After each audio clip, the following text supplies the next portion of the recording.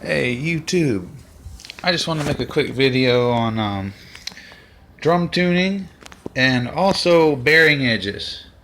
I had to take apart this is a 64 Slingerland Floor Tom, and the leg came out, the spring, so I had to take it apart, and I figured while I got it apart I wanted to make this quick video. I've been playing drums for about 20 years, and I've spent thousands of hours and thousands of dollars experimenting with tuning drums, different drum heads, trying to find the sound that I like, and I wound up really falling in love with these older Slingerlands, and I was trying to figure out what was the secret to the sound. And a lot of people say the woods are the most important, and what kind of wood is it made of? I don't even know what kind of wood these are made of, but I think as far as your sound goes, one of the biggest contributors to your sound is definitely your heads. But one of the other things that's almost just as important is the bearing edges. Now, I want you to take a look at it. This is from about 2010. This is a custom drum set that I have that I never play.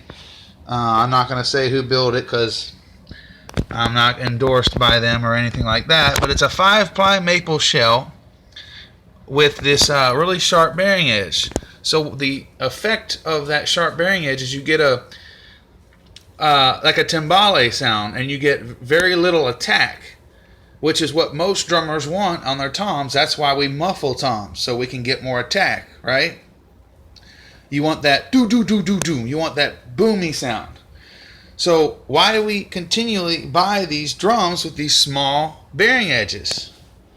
The old style drums, okay, the older Ludwigs, the old Slingerlands, and possibly the older Gretches had them. These are called reinforcement rings. You see in here? See, there's a lip here. Let's look underneath. If I can get it. And that's a big round edge. You see that?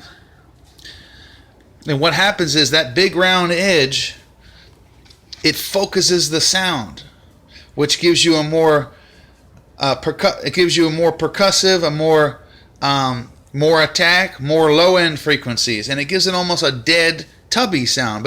But then you can tune them up high and get a nice musical sound out of them as well, and no muffling required. This little thing in here, I never actuated. Look at that, 64. So I just wanted to share that with you guys. If you're trying to find your sound, obviously you're gonna start messing with. You're gonna mess with drum heads. You're gonna mess with drums. I personally like 2-ply coated heads. The other thing is, people get the misconception with drum heads that they're all different, when really they're all made out of mylar, and they're all different. They're all, like for example, this is a 1-ply 7mm mylar resonant head, okay, made by Evans. Remo's is the exact same thing. The only thing different is the way the outside ring is, and also the coating material. But don't get all caught up in brands of drum heads, okay? If you want a 2-ply head, get a 2-ply head. If you like, the coatings are slightly different, but as far as the head material goes, they're all the same. What's really important is the type of head you buy, 1 or 2-ply, coated or non-coated, and your bearing edges, okay? So anyway, I hope this video helps you guys, because like I said, I spent tons of money, tons of time working on it. One other little trick I wanted to show you before I go.